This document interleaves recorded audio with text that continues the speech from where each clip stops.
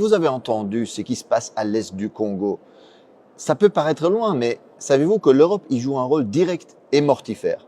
Alors commençons par le début. À l'est du Congo, au Kivu, la frontière avec le Rwanda, la guerre a causé environ 6 millions de morts. Certains estiment d'ailleurs que la moitié de ces morts seraient des enfants, imaginez-vous. Alors aujourd'hui, on parle surtout du groupe dit rebelle du M23 qui déstabilise la région. Et en fait, avec l'aide du Rwanda, ce groupe occupe aujourd'hui une partie du territoire congolais. Et le rôle du régime rwandais est fondamental. Les Nations Unies ont constaté que le Rwanda ne livre pas seulement des armes ou de l'argent, mais a même des soldats sur place. Le secrétaire général des Nations Unies, Antonio Guterres, a d'ailleurs appelé le régime rwandais de Kagame à cesser de soutenir le M23 et à se retirer du territoire de la République démocratique du Congo. Parce qu'il s'agit vraiment en fait d'une violation de la souveraineté du Congo et du droit international. Et que va chercher le régime rwandais en République démocratique du Congo?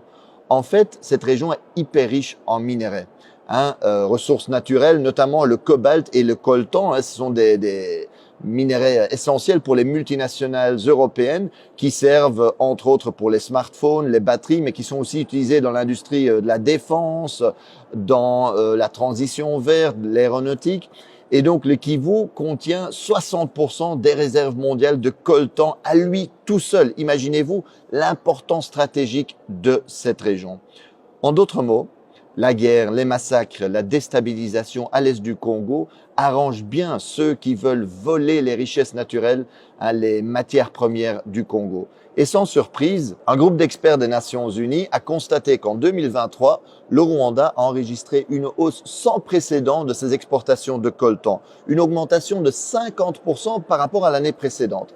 Et chaque mois, par exemple, le M23 fait passer en contrebande 150 tonnes de coltan de la localité congolaise de Rubaya, occupée par eux, vers le Rwanda. C'est un pillage sans équivalent. C'est vraiment incroyable. Et certains qui regardent la carte me demandent, mais Marc, comment est-ce possible qu'un pays relativement petit comme le Rwanda est capable de déstabiliser de manière si durable le Congo qui est beaucoup plus grand? Le Congo, c'est presque 2/3 de l'Europe, c'est 4 fois la France, 80 fois le territoire de la Belgique.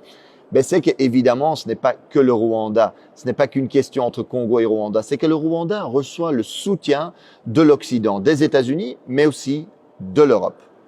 Chaque année, l'Union européenne offre par exemple des dizaines de millions d'aides à l'armée rwandaise. La Pologne a même promis toutes les armes, toutes les technologies militaires dont le régime aurait besoin. Et dans le cadre du programme Global Gateway, l'Europe a promis des investissements de 900 millions au Rwanda. Et cerise sur le gâteau, en février 2024, l'Union européenne a signé un protocole d'accord privilégié sur les matières premières avec le Rwanda. Et cela tandis que nous savons que le Rwanda va voler des matières premières au Congo. La Commission européenne, en fait, a été signé cet accord et a encouragé le Rwanda à piller, à intensifier le pillage des richesses congolaises. Regardez bien la chronologie. En fait, en février 2024, la Commission européenne va signer cet accord sur les matières premières avec le Rwanda.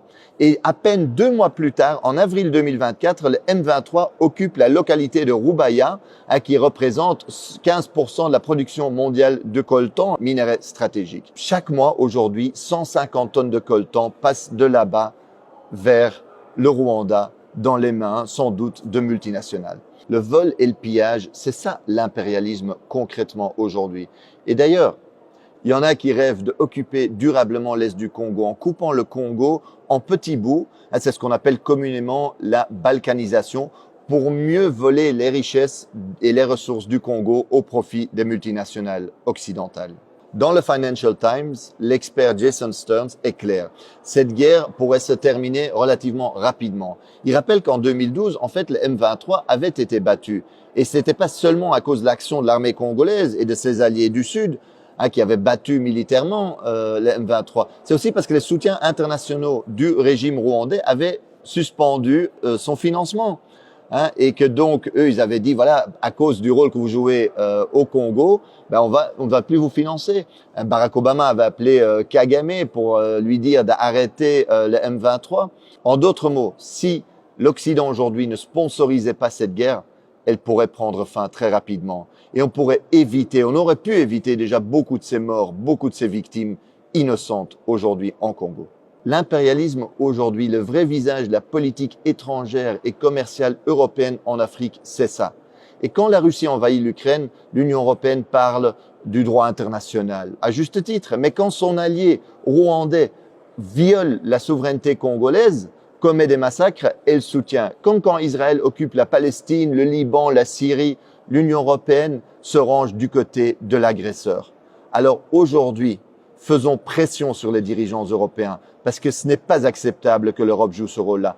Alors il est possible aujourd'hui de faire pression, c'est nécessaire pour que l'Europe arrête sa complicité avec les crimes sur place. Alors envoyons un message à Ursula von der Leyen, présidente de la Commission européenne, ou à la ministre des Affaires étrangères de l'Union européenne, Kaja Kallas. Envoyez-leur un message par les réseaux sociaux, envoyez-leur cette vidéo-ci. Et en plus, mobilisez-vous dans la rue parce qu'il faut mettre la pression sur nos gouvernements aujourd'hui.